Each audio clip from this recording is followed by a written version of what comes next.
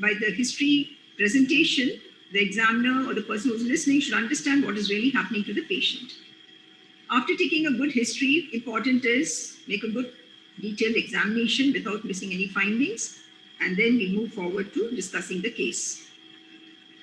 So first is as we go along, history narration is first, then we summarize the history, and then we try to analyze the history and give a good syndromic diagnosis. This is something very important for all DNB students, that you should have what is called a syndromic diagnosis, and then listing the possibilities after the history, and then proceeding to physical findings. So I think what really happens in our day-to-day practice is what is shown in the right side. I mean, it's not uncommon. Unfortunately, what I really find in our day-to-day practices, especially in the private or the corporate sector, the PGs are not allowed to sit in the outpatient clinic to see cases. And that's the problem, because the corporate expects the consultants to see the cases. And this is exactly the problem, what happens. So if you're really a consultant and you sit in the clinic, what really happens is the patient first gives you the investigations and the lab reports and the CT that he has. And if you really try to peep into those reports, then you really land up in a soup, because your mind will not work towards any other direction other than what has already been reported in the lab reports. I always feel that when you see the lab reports, after all, the patient has come to you for treatment, so the lab reports really do not matter. So therefore, I still believe that history taking is most important. It is the patient who should narrate the history, find out his problem. The doctor should analyze the problem, then decide what are the investigations that he or she should undertake, and then analyze the investigations. And that is what is called as active learning. So this is most important. So the question is, when you start seeing the investigations, it really cripples your thought process. There is always a bias towards a diagnosis. And I always believe this, and we always hear Dr. Patrick Kamath also saying this in most of the presentations. If you take a good history, almost your diagnosis is possible in 80% of the cases. You should be able to come to a good clinical diagnosis by the end of the history. Physical examination helps in another 10%, and investigations is 10%. And just to reiterate once again, always keep the lab reports and investigations aside. They will really be of no use to you. In fact, you will get diverted and your thought process will really not work if you really go through the investigations and report.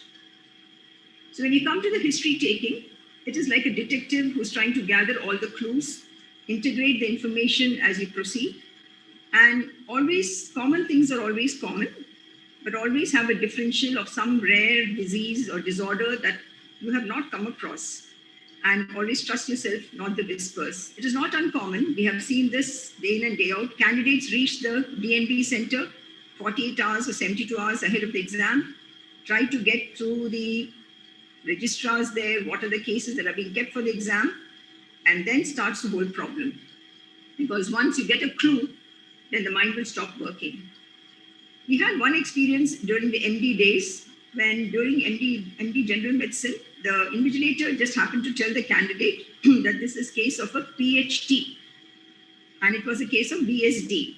So the candidate replied saying that the patient has got a VSD with portal hypertension. So that's what happens. So always be careful. Do not listen to what your mind again will get blocked, and you'll not be able to discuss the cases once you get to know the diagnosis. That's very important. So how do you initiate the history? So first is always have the chief complaints. If it is just one episode, then it's just, I don't know, there are some markings coming up in my slides. I do not know what it is. BT? There's someone marking in my slide. There are some crisscross things that are coming in my slide. BT? GN? You can hear me? Yeah, there are some markings, Jayanti, on the slide. Can somebody check that out? Because I'm not doing anything with the cursor. So if the person has chief complaints, it's the first and the only episode, then you discuss that as the only episode. If there are several episodes, then you, like for example, a person has recurrent abdominal pain, then you put that as several episodes, okay? And then describe one episode and then say similar episodes were there at a given interval of whatever it is, okay? And the third type of case that you would get would be a known case with worsening of symptoms. For example, you may get a case of ulcerative colitis who has a relapse, or a patient who's got recurrent cholestatic jaundice. So these are the patients who have recurrent symptoms. So there are examiners who feel that you should not say a known case of ulcerative colitis and then give the chief complaints. There are people who are against this. As far as I'm concerned, supposing a patient, when I was an examiner at CMC Vellore, you have patients who say that I have got primary sclerosing cholangitis. I have come to this hospital for a stricture dilatation. Now, basically, you don't have to really go through the history of PSC in this patient. What you need to know is, why is this patient coming for repeated stricture dilatation? So, but each examiner have their own whims and fancies. So that is something that you cannot overcome. As far as I'm concerned, I'd always believe that if you have a known case, then you start with a known case and just tell what is the current problem. Once you've got the chief complaints and you go for a detailed description of the present illness, I always classify it into 3 or 4 categories so that you don't miss any of them. First, have the detailed description of the chief complaints. Then follow up with the nutritional deficiency, if there is any. For example, if there's a case of chronic diarrhea, or it's a patient of chronic liver disease, or it's a patient of Crohn's disease, always see that your nutritional deficiency history is not missed during history taking. Generally, we tend to forget on that. For example, edema of the leg, glossitis, or burning sensation in the oral cavity. So nutritional deficiency should be the second aspect. And then you go on to the performance status. It should be like a story, you do not start abbreviating like as far as the quality of life goes. So what I usually say is, as far as the performance status of the patient is concerned, despite he's unwell, his performance status continues to remain as 0, and he's able to carry on his day-to-day activities, something like that. And before you go on to the past history, always try to survey all the systems. Because if you don't do that, then you're likely to miss. Say, for example, you have a patient with cirrhosis of the liver. I would always say that, let me see if I have to see from top to bottom, something should I discuss about the CNS? Is the sleep pattern normal? It's a simple question. Then you come down to the cardiac status. Is there any palpitation or breathlessness? Because in alcoholics, you can get a cardiac myopathy. Then you come down to the abdomen itself, where you have ascites, whether there's pain, is it tuberculous ascites or what it is. As far as the respiratory system is concerned, breathlessness, orthopnea, platypnea. So if you do that, and the other important thing is, don't keep saying no history all the time. You just have to say, as far as the sleep pattern is concerned, it is normal. There's no history of breathlessness, palpitation, orthopnea, or platypnea, and there's no history of edema of the legs. So that just takes charge of all the system evaluation. So survey of all the systems is very, very important. Once you finish that, even before you go to the past history, you just mention as, for the above complaints, the patient has been investigated and includes few blood tests and radiological evaluation. Details either are known to him or it is not known to him. Please do not use the word that patient goes to a local doctor or patient goes to a CNC, a tertiary center. Do not mention centers. Please do not mention names of doctors. And if you have some treatment details, please disclose it. For example, a cholestatic jaundice who's had endotherapy, you have to mention that. So before you go to the past history, see that you have the level 1 detailed description, follow it with a nutritional history, performance scale, survey all the systems, everything, including skeletal system, skin, everything, so that you don't miss anything, and you're not likely to miss also if you go through all the survey of all the systems, and then go for investigation and treatment details. Then comes the past history. Past history is always relevant to the particular case. Always start with not a known case of diabetes, hypertension, etc. And whatever is relevant to the particular case should come in the past history. Likewise, family history. Always ensure that family history is also pertaining to the particular case that you're discussing. And personal history.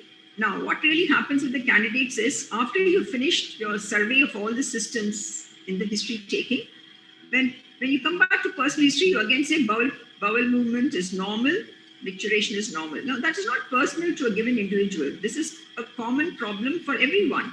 What is personal to the patient is, say, drinking habit, smoking, a high-risk behavior. That is personal. So personal means it is personal to that particular patient. Please do not finish the history and then come back and again say personal history is bowel movements away. Finish the history. We've gone, finish the past history, and then you come back to personal, which is wrong. Then you come down to the socio-economic background. When you discuss this, always have the Kupusami modified scoring system, so that you've got your economic, you've got the per capita income, you have the occupation, you have the education status, you've got all the details, and then recall that. Next is a diet recall. Very important. What the DNB people expect is you start by saying what is the calorie requirement in a given individual. So what I usually say is first describe his occupation. He's a sedentary worker. So suppose he's a housewife, so she'll be a sedentary worker. The daily requirement is 1,800 kilocalories and deficient in calorie and protein. That is all that you have to address. Deficiency is only for protein and calories. And you can say whether the person takes mixed diet, that is vegetarian and non-vegetarian, or patient is otherwise just a vegetarian. So the diet recall is very, very important. As we mentioned here, in the exam, they do ask what is the calorie content of an egg? What is the calorie content of one chapati? How do you calculate?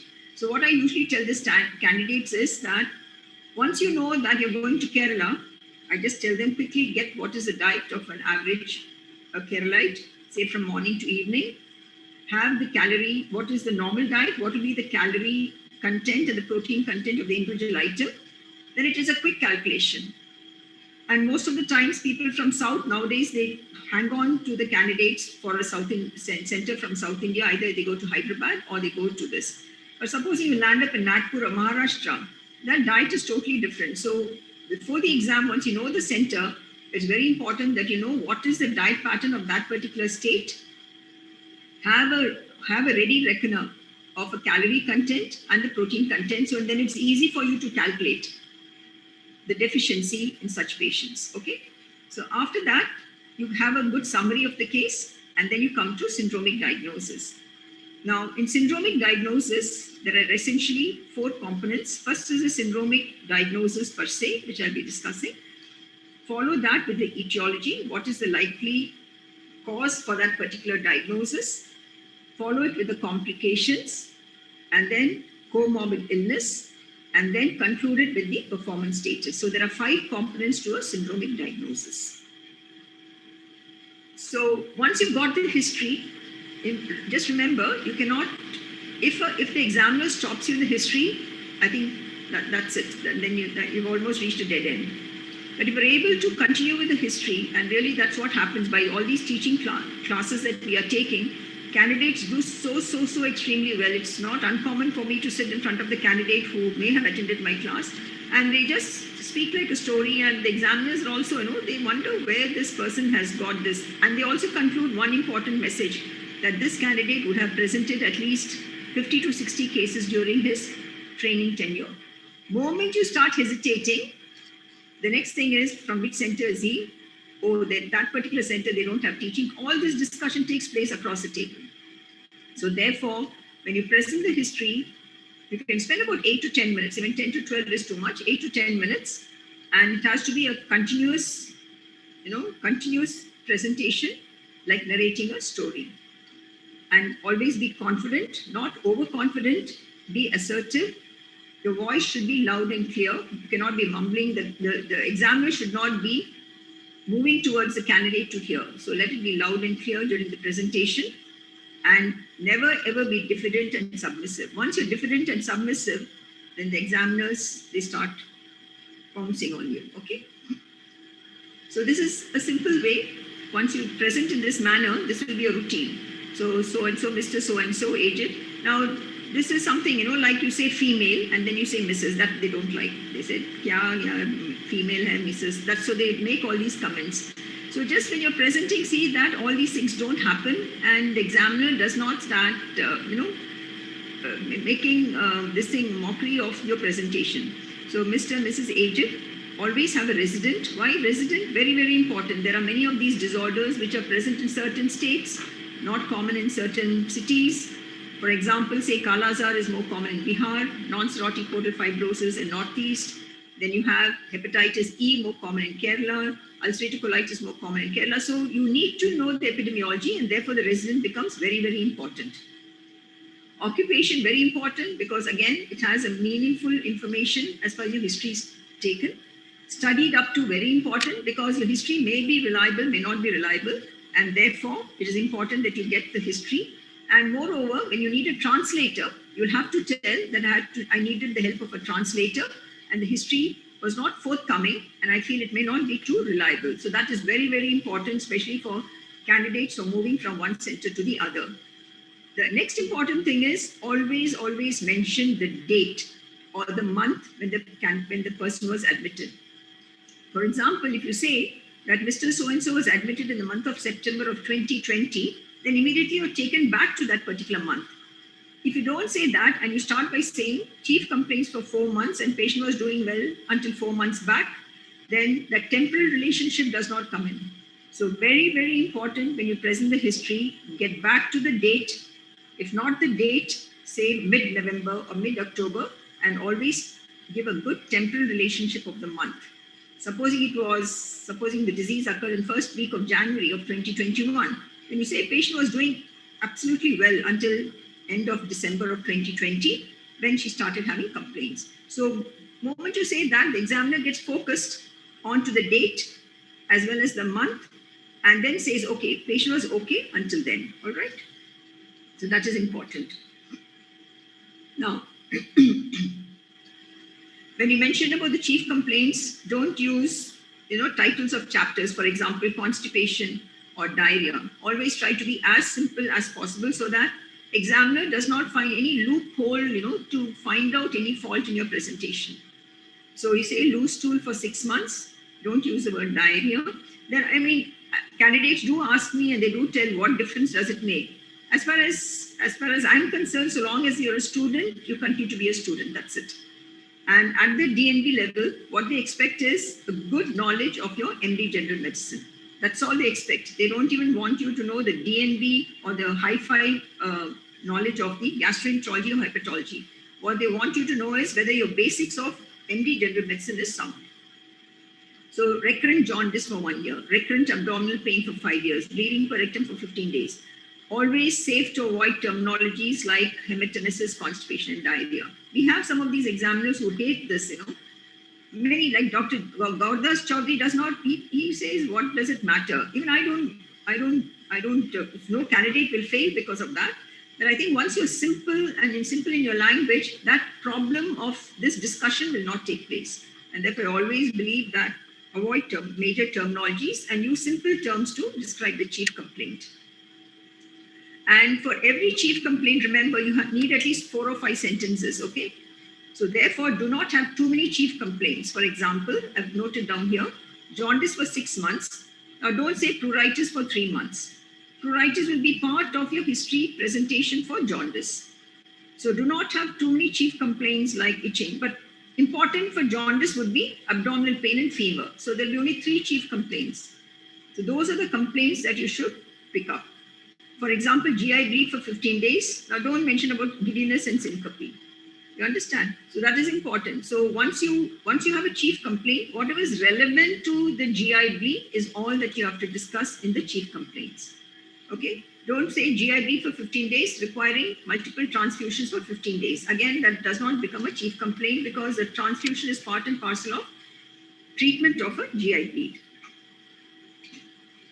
So this is something, if presentation for the first time, this is naive patient, so describe the symptoms in detail, always have onset, duration, aggravating and relieving factors. So for every symptom, I find Harrison is a very good textbook for all the symptomatology in gastroenterology and hepatology. They have those nice these things in green, they highlighted that. What are the questions that you should ask? And therefore, I request every candidate to see that you go through those symptoms so that analysis is quite easy. I remember Dr. Martin taking the clinic on abdominal pain for us in 1980s, and he came out with 20 components of abdominal pain. They're just phenomenal. And once you narrate that 20 points in a like a story, you find that you've covered up all the causes.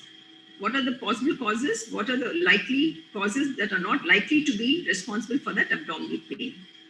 This I already alluded to, already a known case of ulcerative colitis, known case of pancreatitis or CLD.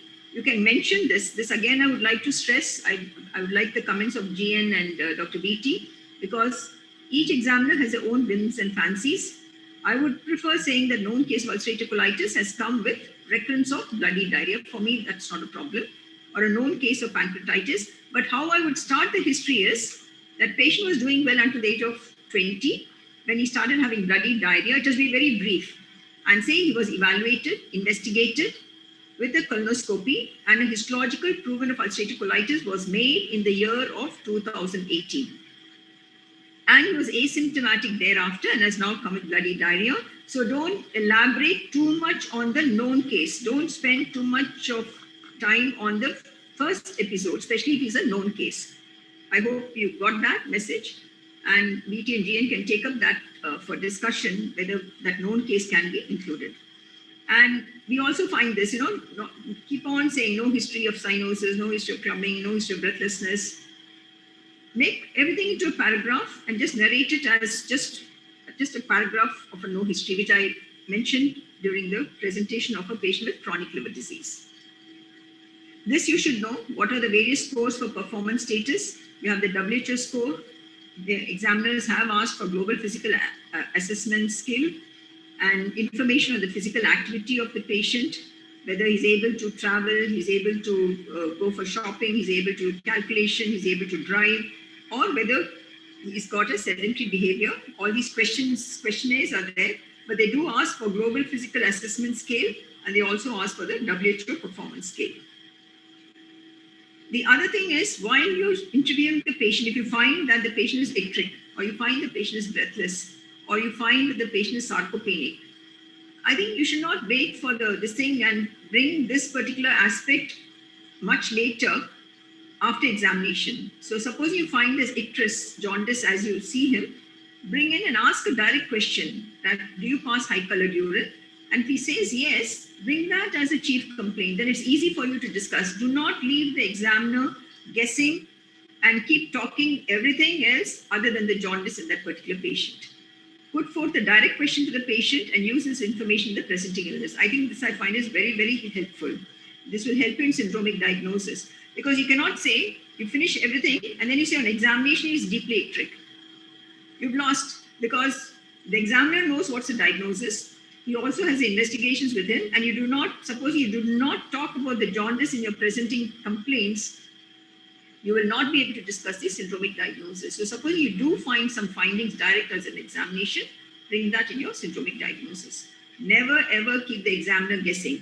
This is, sometimes I do find students have this attitude. This is what the patient says. Now you decide what the patient has. That's not like that.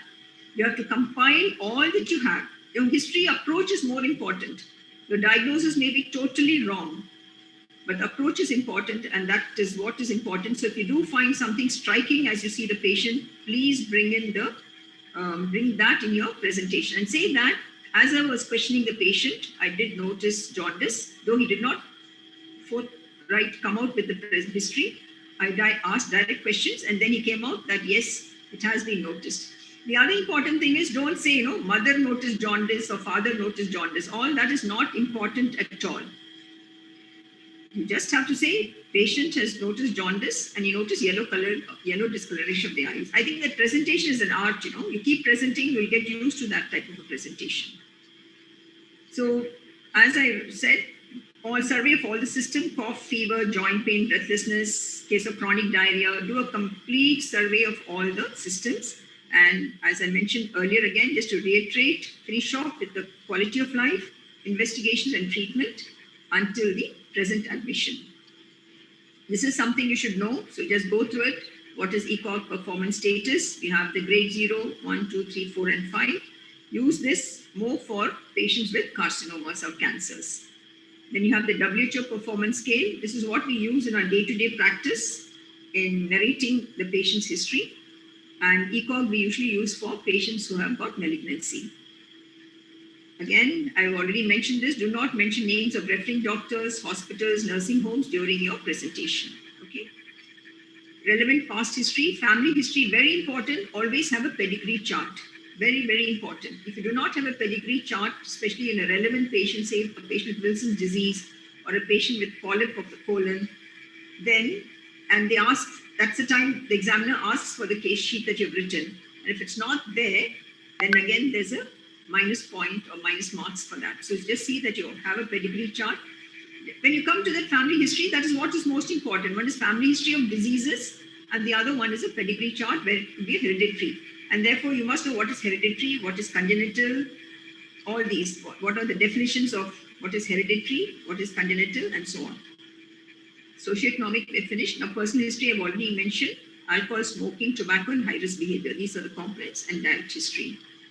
Smoking is always mentioned as pack years. Okay, always quantifies pack years. Most of you know this. There's number of cigarettes smoked per day into number of years divided by 20. So 15 cigarettes a day for 40 years will be 30 pack year of smoking. That's important.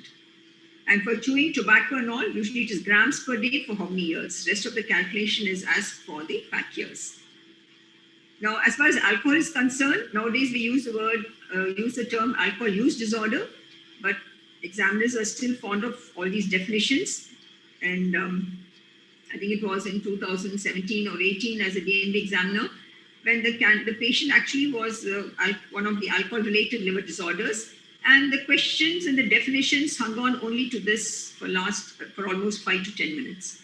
So see that you have a knowledge of all these definitions, including what is proof, what is concentration of the various alcohol contents, what is binge drinking.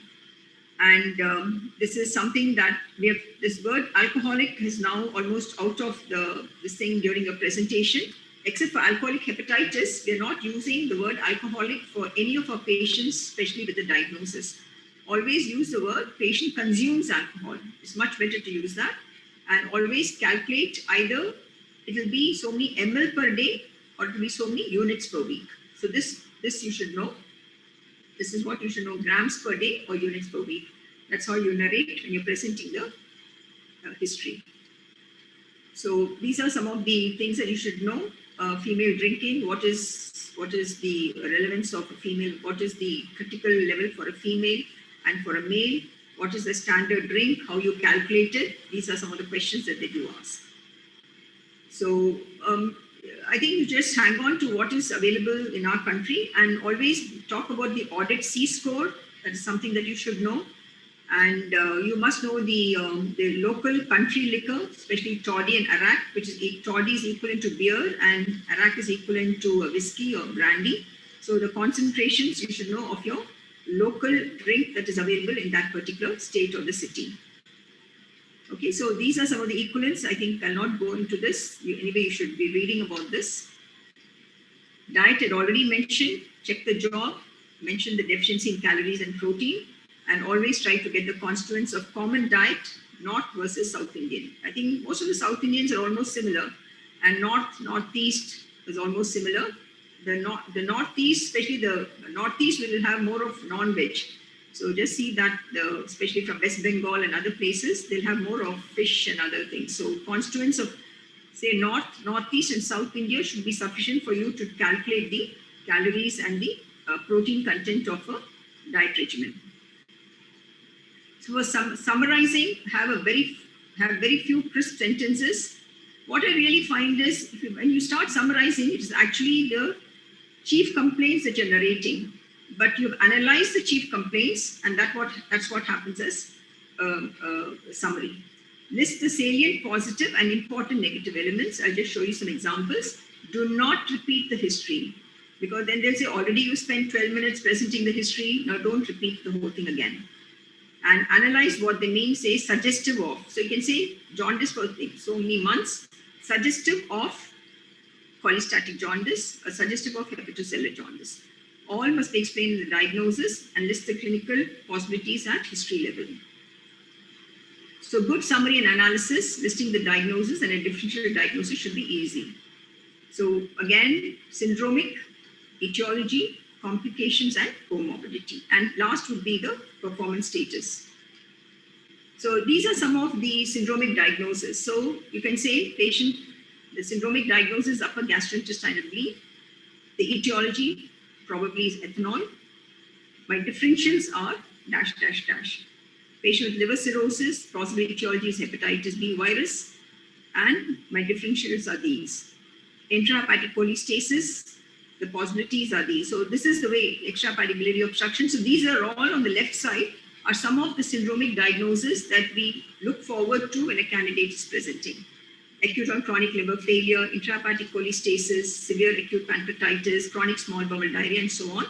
And based on the syndromic diagnosis, first tell the etiology and then give a possible differential. Sometimes you may not get the direct etiology at all. So then you say, I would like to give a differential. And in the differential, I would like to consider the first possibility. Always have the first foremost, most important, and then bring down the least should be much lower down in the list. And when you give a diagnosis or differentials, always have a reason why you're considering those possibilities. The strongest reason should always be the first. Okay?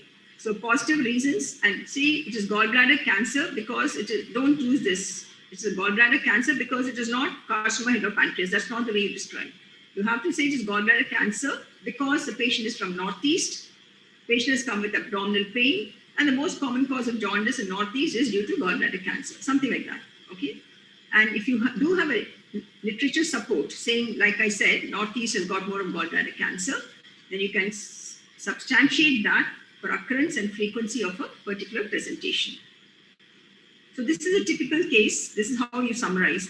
Liver cirrhosis, ethanol related, etiology is there. Complications, patients decompensated. Wherever it is possible, have a scoring system. Wherever. So suppose you have a Crohn's disease, you may be able to give a scoring system. You can, so CTP score 11 by 15. You may not be able to get all, but even by having 2 of the 3 or 4 markers, you can almost come to a CTP diagnosis. Then complicated with ascites, you can mention it's moderate or massive, diuretic responsive or non-responsive.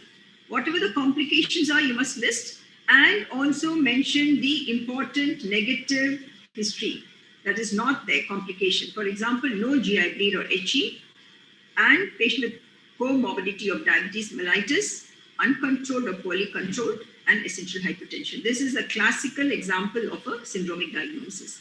So you have the syndrome, you have the etiology, you have the complications, important complications decompensated as evidenced by ascites, and important negative relative to the particular case.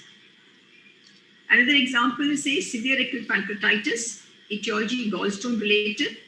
You've seen the patient on day 12, very important. So you can almost tell that with SIRS. So you're able to say with history taking, complicated by large acute fluid collection and paralytic ileus, no ARDS or renal failure, urine output is good, and complicated by type 2 diabetes and a known case of stroke disease. So you just see here, all the 5 components are included, and I think you should add here the performance scale with a performance scale of 0 or 1, whatever it is. So these are 2 examples of syndromic diagnosis. One other, malignant extrahepatic biliary obstruction. So first is malignancy. It is extrahepatic biliary obstruction due to etiology gallbladder cancer, complicated by severe cholangitis, okay, and has tenderness, the right hypochondrium, so probably tender hepatomegaly. Differentials would be cholangitis or an abscess or a metastasis, and complicated by gastric outlet obstruction, which can occur in gallbladder cancer, performance score, and with coronary heart disease and COPD. My other differentials are carcinoma of pancreas, cholangiocarcinoma, and periampullary. So I've given you 3 or 4 examples how you should summarize and give a syndromic diagnosis. Order of listing, first is single condition that explains everything. Second will be a combination of common conditions. Third will be condition prioritized based on the frequency that is for that particular case. Fourth will be rare condition. And fifth will be considered but thought unlikely or rejected. So this is something that examiners want you to mention. The last is, I consider the possibility, but it's unlikely or rejected for the following reasons. So have this in your this thing so that you follow the same format when you give the order of causes for a particular disease that you're considering in your particular patient. So the ultimate, this thing would be the diagnostic approach of the physician, the caring attitude. This is all history taking. Okay, I'm not concentrating on examination. Professional approach, logical thinking, then try to be coherent within yourself and always be aware of recent advances.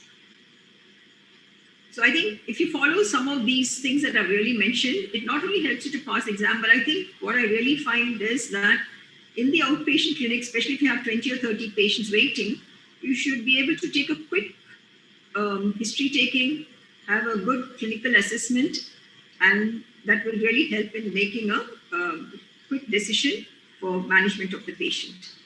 And it also helps you to build confidence and increases rapport and facilitates healing. So always what examiner looks for in the exam is a correct approach to a particular case and not the correct diagnosis. We'll always say, his diagnosis is totally wrong, but the approach was really good. So this is what is expected from the candidate. So I think I'll just stop here.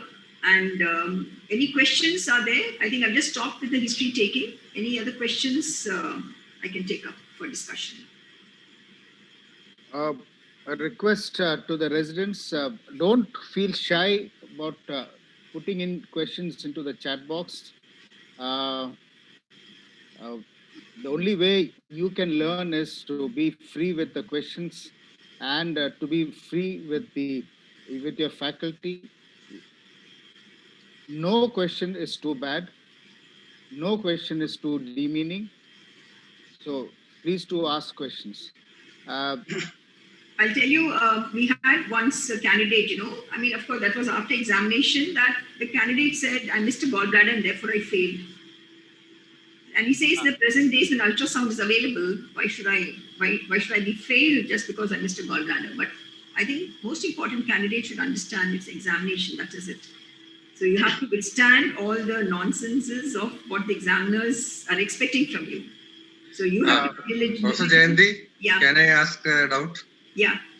On behalf of our students. Yeah. So very often we have patients like a known case of IBD, known case of chronic pancreatitis for many years. Yeah. And the patient comes with some sort of a problem like an acute exacerbation, etc. to the hospital. And the candidate usually presents from the current admission and say in the past history that's a known case of chronic pancreatitis or ulcerative colitis. I find many of the examiners get cut off. That's what I said. Why you did not mention it's the entire component? Okay, so what is the way to wriggle out of this confusion? So that's what I said. So what I would say is patients come with abdominal pain, say for 5 days or 15 days. But when I start my history, I'll say the patient was doing apparently well until 2015. When for the first time, he had an acute abdominal pain, which was excruciating, required ICU admission, was evaluated and was found and diagnosed by CT and other evaluations as a case of acute pancreatitis. To that extent, I would definitely say. And then he recovered from that and was doing absolutely well until the present episode. Then it is easy for you. You cannot start describing this particular pain. That's what I said. You cannot expand that first history to such an extent that you talk for 12, 15 minutes on the first history. It has to be so abbreviated in such a manner. That's what they expect. Like you've done a colonoscopy, you've done a histology, you've started on treatment, and patient has been doing well for the next 2 years. And the patient was diagnosed as inflammatory bowel disease, beyond which he does not know, but then come down to the present. The discussion is for the present problem. It's a relapse, or it is due to some CMV infection, whatever it is. So don't start with known case. I would start by saying, for me, it is the deadline. When was the patient okay? I always keep going back. Tell me, when were you okay? He keeps saying, then he says, no, I was not all right from 2016. Then I asked what happened in 2016. Then he said, I had a GI bleed, I had a banding, and I was put on carvedilol. All these patients, they tell all that. And then I had tapping. So then he's a known case. So you say he was doing well until 2016, but the first time he had a GI bleed, noticed distension, evaluated in detail, which included ultrasound, blood tests, diagnosis chronic liver disease, probably cirrhosis of the liver, and has been on maintenance and has now come with. See, this takes just about 10 seconds. This narration is just about 10 seconds. On the other hand, you keep talking of the GI bleed, and then he was admitted in ICU, then he went to that, and then he did this, you lose track of the present history. The second thing is regarding the treatment history. Very often nowadays we get patients with IBD who are on treatment, probably treatment resistance, some other complication, etc. And the examiners insist on a very detailed history, especially where biologicals were given, where immunomodulators were given, steroids were given, and they want to know the timeline. Okay. So, should the candidate go into great details or just summarize until patient has been on biologicals, immunosuppressant, etc. like that? No, but we have to give that in detail. That's the most important thing. The discussion of the patient who's coming to you with a known case is basically the treatment, whether he's refractory to steroid, whether he's resistant, and whether he's eligible for biologicals. So that treatment history becomes, it has to be in detail, because the entire discussion is only on this. The patient has come to you because he's not responding to that treatment. No, that is his chief complaint. Okay. Yeah, and so therefore, there is a difference between what is the approach in MBBS, where we don't say anything about the details about the medication or procedures. But here, I think the candidates are expected to see the patient as a consultant, and then approach the patient as such, and then as a whole, then present the problem scenario. Okay. Yes. For example, if the patient's had an ERCP and has had a stenting, I would definitely bring that. He was evaluated, had an ERCP procedure, and had a stent placement, and has now come for removal of the stent or whatever it is. So it's a real-time scenario. Yeah. That is what they have to tell. Okay. They have to tell, yeah. But in a patient like, it's not say, went to a local doctor, had an ultrasound done, and was told, we are nowhere. So you just say, those situations, I would just say, had blood investigations and radiologic evaluation, and has come to this hospital for further management. I would leave it like that. There are two questions that have come in. First is, if there is a negative history related to a specific chief complaint, it needs to be mentioned. Does it need to be mentioned along with that chief complaint or at the end of all the complaints? What I usually say is during this entire period of illness. That's how I would bring, I'll finish all the history and then say, during this entire period of illness, his appetite has been good. He's lost weight. There has been this. Because what happens for each complaint, you keep saying no history, then it becomes problematic, because it's not, you have to take the whole context into consideration and bring in during this entire period of illness. That's how I would describe it. So then it summarizes the complete problem. The second question is, can we use names of medications if the patient is well aware of the medication? Generic, yeah, not the pharma, may say mesalamine, spironolactone, furosemide, no problem. Yeah. I think you should desist from using brand names, big names, even if they are very, very commonly used. Yeah. The next question is, with 40 minutes per case and 4 cases for a DNB candidate, time is always an issue for thorough history taking, examination and case sheet writing. Ma'am, how much time of the 40 minutes should we devote to each part? How do we? I'll tell you a quick shortcut that I do, What I do is I usually make the patient lie down, as the first thing I always tell the students is you make the patient lie down, just ask him what is his name, how are you, and all that. And as the patient lies down, just ask what is your problem. Suppose he says, I've got difficulty in swallowing. You know what is to be examined in the abdomen. Supposing he says, I've got abdominal distension, so nothing you're going to pick up by why should you do a fluid thrill, why should you do a shifting dullness? You do a thrill, shifting dullness is going to be absent. So I believe that I always do that. I make the patient lie down, how are you, everything is fine. And as I start examining from the right iliac fossa, I take the history. Moment he points out to one particular site, then my focus goes to that particular site and I start examining, and I'll re-examine after the history taking. That's a quick way. So you save time on examination. Suppose in the case of chronic diarrhea, nothing will be there on examination of the abdomen. The entire examination will be a physical assessment, your general assessment of the physical status of the patient, nutritional status. You're not going to pick up anything. In case of chronic diarrhea, maximum will be a mass in the right iliac fossa, or nothing is there. That's it. So do not waste too much time on, as you're examining, finish off the history. That's the quickest way. You can finish off both. 8 to 10 minutes, you can finish history and examination. A lot of practice is required. If you see that many cases, you will get used to that. It's very simple, because when you take symptomatology, there are just about 10 or 12 symptoms in gastro, Patient with jaundice, what will you do? I would make the patient lie down and first look only for liver and gallbladder and spleen. That's it. And look for a Sister Mary Joseph nodule. That's all that you need. That's all that you need. And then sit down and take a good history and build up all on your findings. So I always, at least when my students who are here, I always tell them, go straight for an examination, because the examiner is not sitting in front of the candidate. If they sit like in MBBS and all, the examiner and the student are together. So then I'd like to pick your mind now. You're a very, very seasoned examiner. If I would ask you, what are the five things which put you off as far as the candidate is concerned when it happens to the examiner? What are the five things that put you off? One is if the history taking is not good, and they're not able, if they're not able to converse and they're not able to give a good history, then we're lost. I've had Dr. A.S. Puri telling, you can, we've gone to that extent. You speak in Hindi. We tell them we all understand Hindi. You speak in Hindi because you're going back to your native place. To that extent, we've come down. So I think narration of the history is most important. If you're not fluent and you're not able to express what you want to convey, that's one thing that really, once the history is true, they say, chalo, let's move forward. That's it. You've done your job. Once they stop you in the history, why did you ask this? What was this? And then starts the whole thing. So as far as history taking is concerned, I think failure occurs only with the history taking, and then comes the examination. So, now this DNB format is such that OSCE. No, not that. The old one also. Yeah. There is almost equal distribution of marks for history taking, physical examination, analysis, and decisions and whatever it is.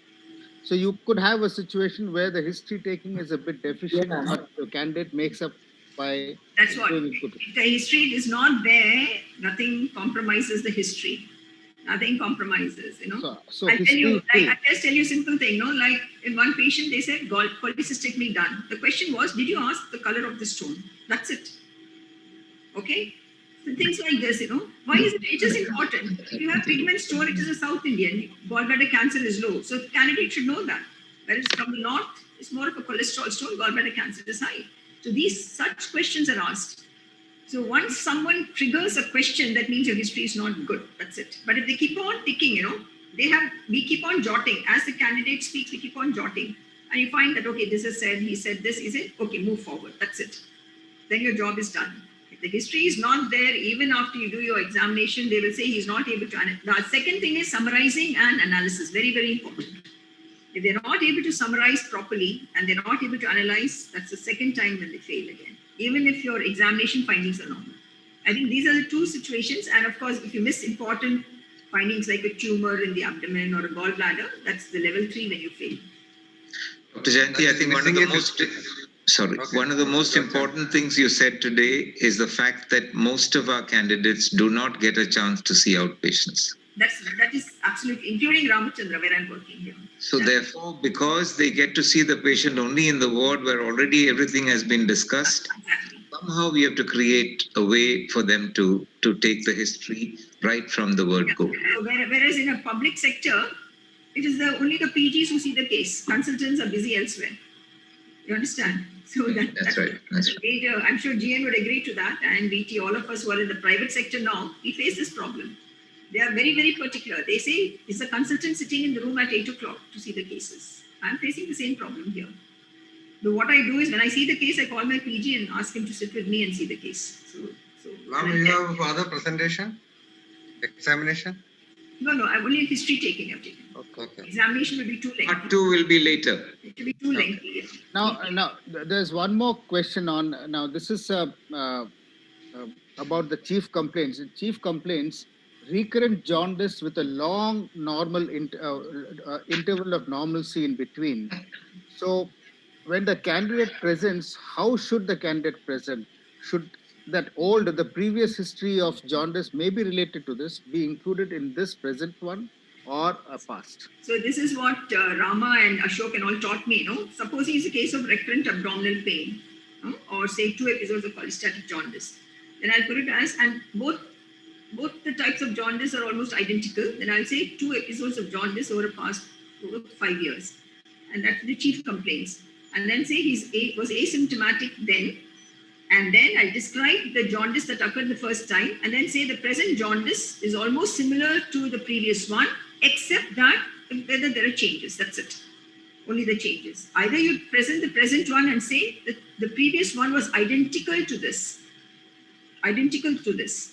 except that. So Ashok used to always tell, no, supposing a person has, it was a case of say GJ with recurrent abdominal pain or one such case, one GI bleed was related to NSA. So he said recurrent GI bleed, 4 episodes. Then he described each episode was typically characterized by, okay? Then he described that typically characterized, and all the episodes were similar to this, except the second episode where the patient had taken an NSA. So one episode is triggered by something else, but all the other 3 are similar. That's how you describe. Describe one episode in detail and say the other episodes are similar to the other 3 episodes, but if there is a change, then you have to mention that. And most important in these recurrent episodes is how is the patient in the interval period. For example, chronic pancreatitis, was the patient totally asymptomatic, or was the patient having dull pain and requiring medication? I think that is very important. So the interval between episodes is very important. That is especially in ulcerative colitis, chronic pancreatitis, all these, the interval is more important. Yeah, I think one of the very, very important key questions, like, for example, what are the main complaints or chief complaints? One of the key questions which you also mentioned is, when were you last normal? Normal. First question is when did it all start? Yeah. And then from there. Yeah. Because many of these patients would actually focus only on what happened in the recent past and not bother about that previous one. I think it's important. Can I just tell one more point? Yes. Patients are always protective about themselves, like especially these hepatocellular carcinomas, So they will say that I sustained an injury, vehicle road traffic accident about 15, 20 days back, and I've got pain in the right hypochondrium. But he actually knows he's got a tumor in the liver. That's the time when we get, so always try.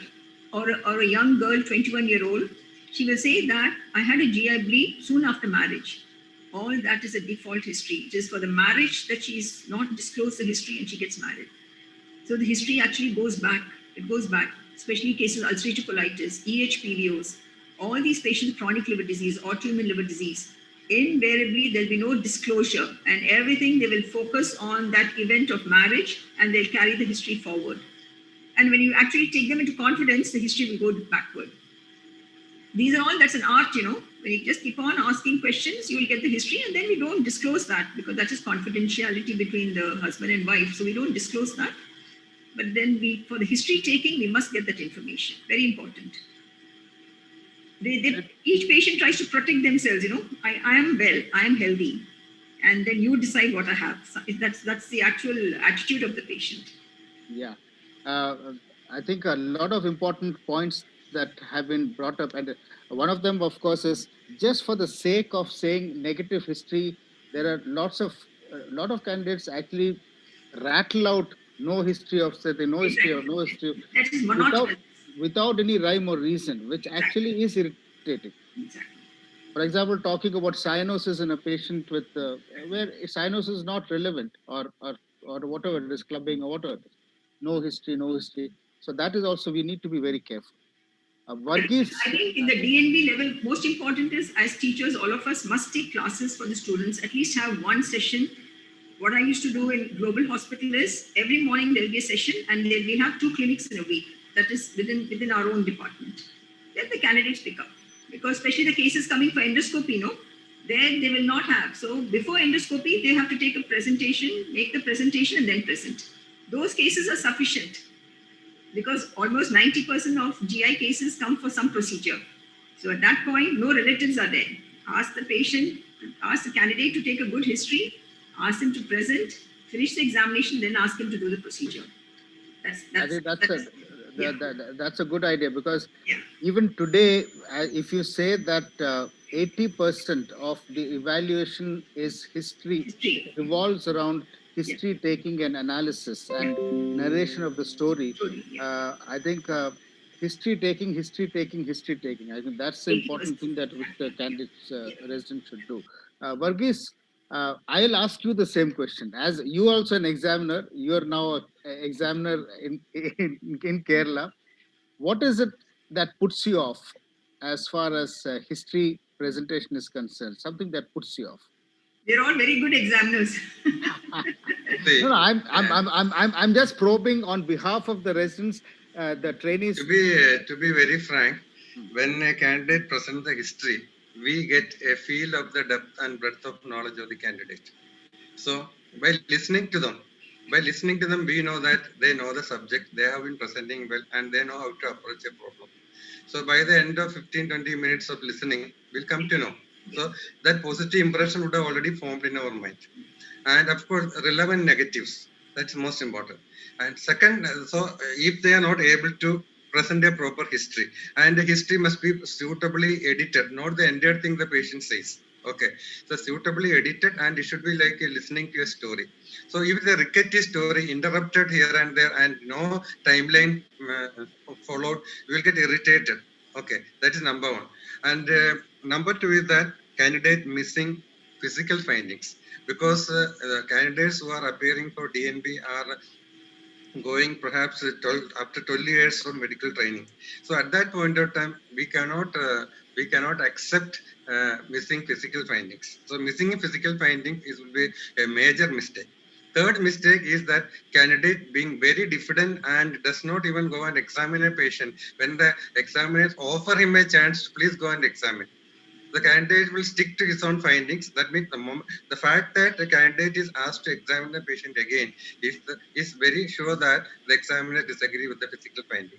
So graciously, the candidate should go and at least act as though he is examining. The findings may be the same.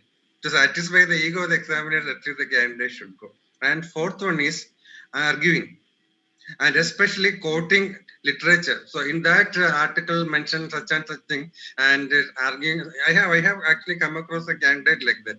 He will try to support his answer by saying that there was an article in American Journal of Gastroenterology which was published in March 2020, like that. No, this is just like that. Oh, you don't know even that attitude. No, examiners have got a thousand and one reason to ask a candidate and make them fail, but never ever irritate an examiner. That is my sincere advice to the candidate. One thing about negative history. One small suggestion. I think if candidates start writing case reports, no, during their tenure, that's the best. They will learn. They will know what are the no histories, and I always make them write case reports. Okay. Now, one thing about the negative history. The negative history must be quite relevant. Professor IAS Puri catches the candidate immediately when the moment they say a negative history, like no diarrhea. What's the relevance of that? No dysphagia. What's the relevance of that? That is whether the candidate is giving a relevant history, but in a subconscious way or in a really a conscious way, because both are totally different. Okay, so that you can expect question on that negative comment immediately. So every negative history also should be thought of properly and then edited properly and presented. There is one question. Once, I think this is partly been answered. Once the chief complaints have been started with the relevant past history, should we repeat the same in the past history? So I think it is not a past there. It is not a past history. It is not past. So you start from the beginning itself and then make it concise. George, your examiner the most. See, Ramesh, what I would love to hear is a story. Yeah. Okay. So if it is a nice flow of the story, you enjoy listening to it. If it's disjointed and it appears as though this person is trying to put things together and that he's not very clear. So we listen to a nice story which flows well. If it is not that way, then I tend to get irritated. Then you're struggling to put things together. Because the examiner is also thinking of so many other things, you know. Now, one of the big problems in DNB, also to a certain extent DM, is you have candidates who don't know the local language. So language barrier comes as a stressful situation to that particular candidate. Now, what tips do you have for such a candidate or such a situation? How would, as an examiner, what would be your advice to such candidates who may face this situation? Exempt them, for as far as the language is concerned. So the history would have a little lower priority, but to some extent they do give them extra time also, especially when there's a problem. Most of them know Hindi, Now Hindi is quite any state, say from Hyderabad beyond Andhra and all are Hindi speaking. So the only problem is down south, the Tamil I think Nadu except state and Kerala and Tamil Tamil Nadu. Nadu. Only these two states. Yeah. All other states, Hindi. All other patients speak Hindi, and I think most of our candidates also understand Hindi. All know Hindi. Yeah. Ramesh, I'll be quite worried if after 3 years the person has not been able to learn the local language to some extent. No. The DNB has to, the resident has to go to other place. Okay, I got it. DM has got the advantage that he or she stays in that same place. You're right. That will trade. But Professor DNB is the problem. Jayanti, most of the examinations for Tamil Nadu and Kerala candidates are conducted in northern or in Hyderabad or Bangalore or some places like that only. Yeah. Nowadays, like the Tamil Nadu people go to Kerala, one batch went to Kerala, or they go to Karnataka. Hyderabad usually goes to Nagpur. But what do you now see the future, the next 1 or 2 years? Do you think that the pattern of the exam is going to be OSCE based, or are we going to come back to the original pattern of examination? It should come back to the original. OSCE is, I'll tell you, the PG clinics that we are taking now, this is what will happen. We have a PowerPoint presentation with the history. So the candidate makes no effort as far as the history taking is concerned. The history is there, examination findings are there, everything is there. So the mind does not work. The mind now works only towards management, investigation and management. So the OSCE is driving towards investigation and management.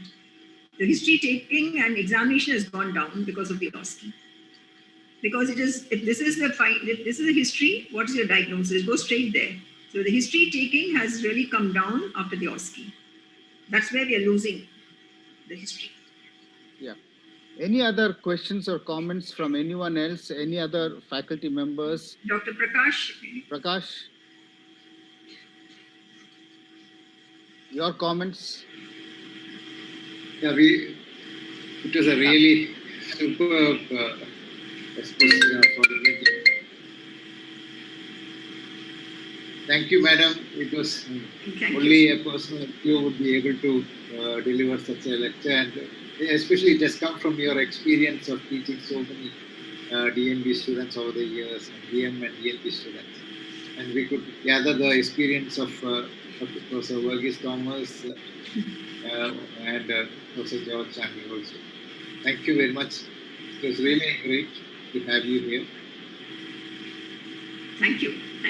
Nice. Thank you for the opportunity. So I think I'll take part in your clinics, okay, Verghese? Yes. Yeah. Please, we will